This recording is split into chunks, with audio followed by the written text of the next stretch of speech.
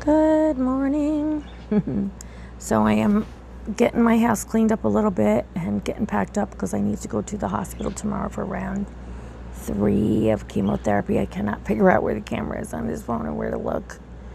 I'm trying to look at the phone, but the camera seems to be, I don't know. That's better. That's better. Okay. Now I can see, like, it looks like I'm looking at the phone. Okay. So I'm packing, and tomorrow morning I have to go to FEMA because hopefully they're going to help me with my rent this August. And then we don't know what we're going to do. So things are rough. Hopefully I'll have the transplant by then, and then I can go back to work. They have a couple of candidates on the donor list.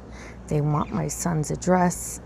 My son is starting school, so I don't know if he's going to be able to be, I don't know how convenient that's going to be for him. I'm sure, he can take a couple days off of school and be okay.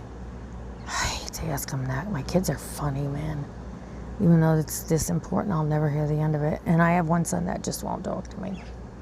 My son Herschel won't talk to me at all. I don't know what's going on or whatever, but he's being a little prick.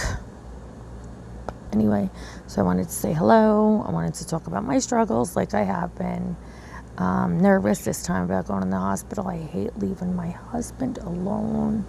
He gets so lonely.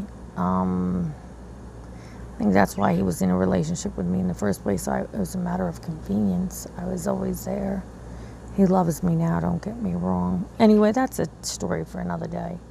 So I'm here to talk about how you can get through the chemo, you can get through cancer. You have to stay optimistic. And I'm talking to myself more as much as you guys. Yeah. So I think I am going to go to, we have this thing here in Orange County, New York called VESIT. Well, it's called Access VR now, where the county will pay for you to go to school. Even though I've gone to school, I have an associate's and almost a bachelor's. I want to do something else. I want to go for a skincare esthetician, I think. I don't know how much money I can actually make on that. I need to pick something that's actually going to be a career. I don't know. That's something I do because I enjoy for fun, Trust me, I'm no makeup artist, can't you tell? I mean, I have fun. That's all I love, playing with the makeup. I love it. It's so much fun. And I would love to do it on somebody else. It'd be so much fun. Anyway, so I'm getting ready to go to the hospital. Look at me shaking. I'm getting ready to go to the hospital, leaving my baby alone and my doggy alone. I'll have to stop at FEMA first. So today I'm getting together our pay stubs, our birth certificates, our social security cards, and all that nonsense that they need. Bank statements, yada, yada, yada. And pray to God they're going to help us. Oh, my God. And then as soon as I'm done there, I'm shooting right down to Rochester. I don't know if I can find my birth certificate. I might have to go to my city hall across the river, which is maybe 10 minutes away. Pay $10 for my birth certificate and then come back and then go. And first I have to go to my office and have them sign the FEMA form and say that how much my rent is, and I got to get a lease and yada, yada, yada. Which I think I have the lease here somewhere. Yeah. So anyway, that's what we're up to. It's Sunday. I just scrubbed down the kitchen. I'm going to clean up the rest of the house so he doesn't have so much stress and leave him with clean laundry. My hubby, that is. Clean the bathroom good. Scrub the tub down so he doesn't have so much stress. I love him so much. He's taking such good care of me.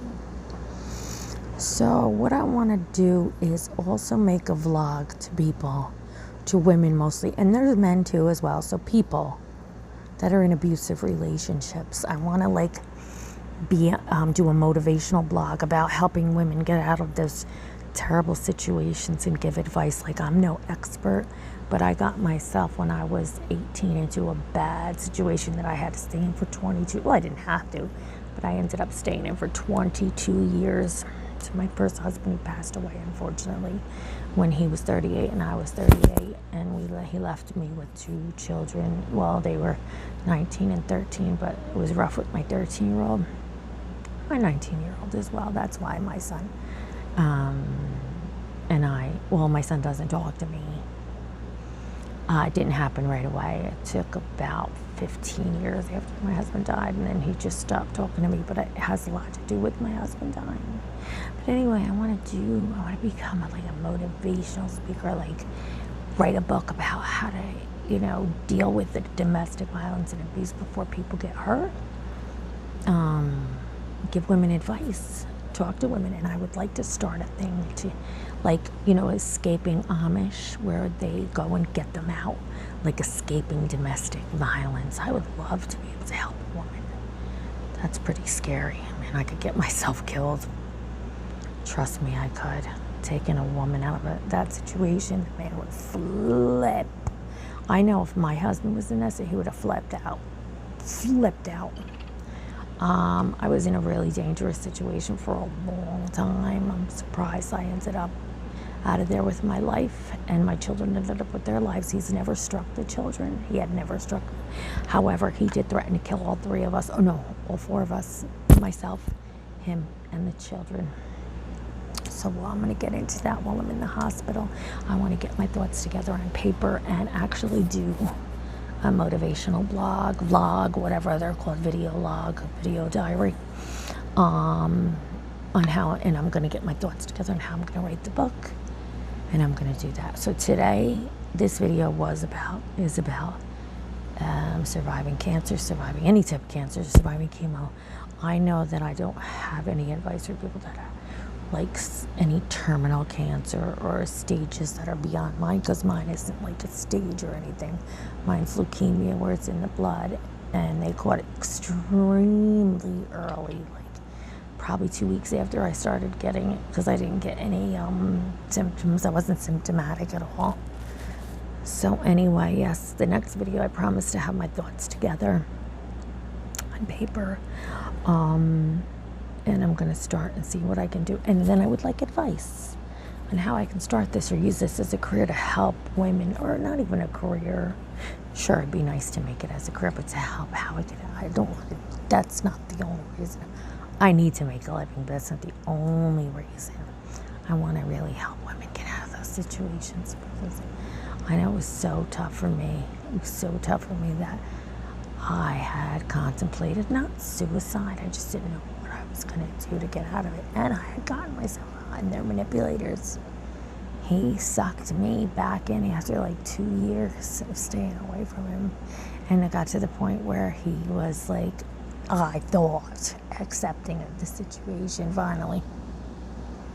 He wasn't. He manipulated me right back in, and then things, I think it took 6 months and got worse than they were before. And that always happens, girls. Trust me.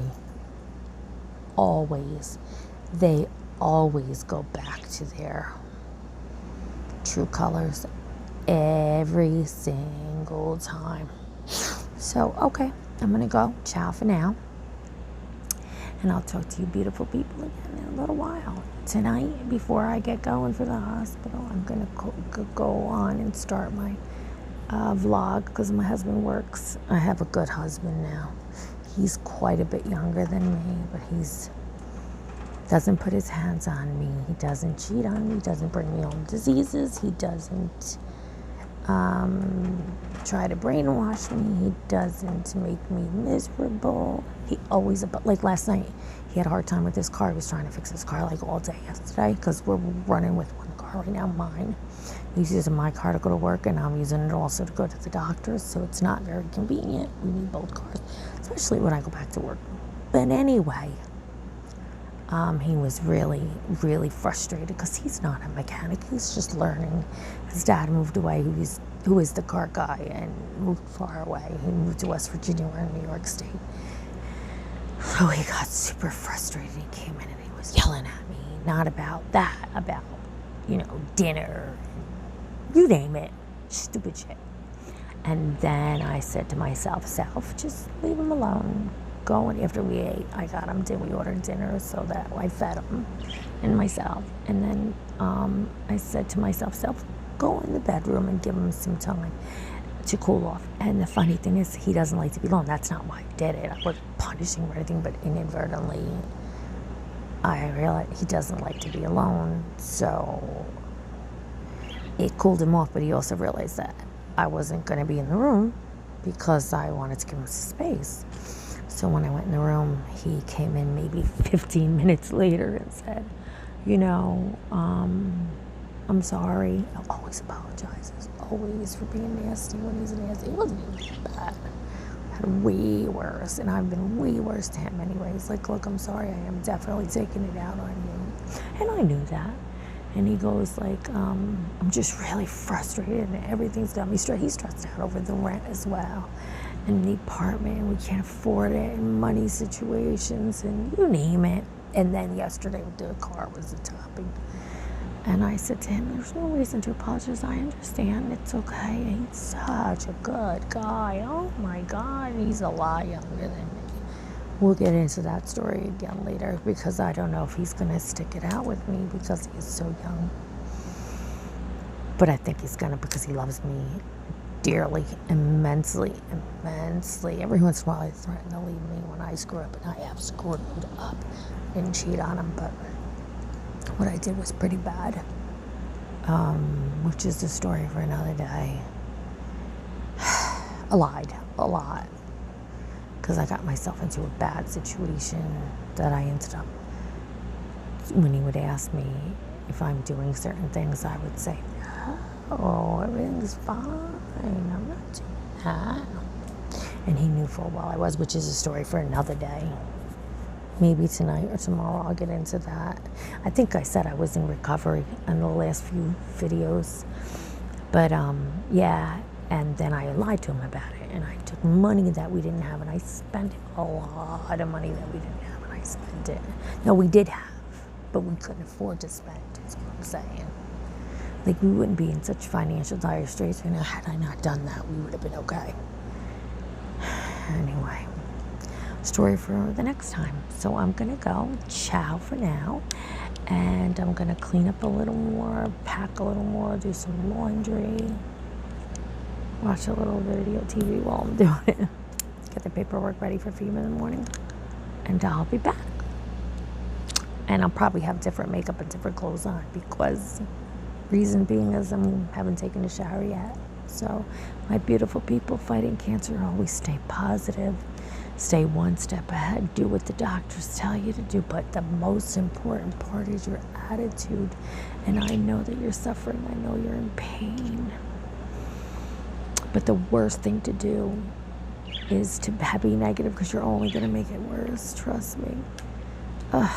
But I understand if you are negative. Trust me on that as well. Love you, beautiful people. Thanks for watching. And thanks. And hit the subscribe button. And ciao for now.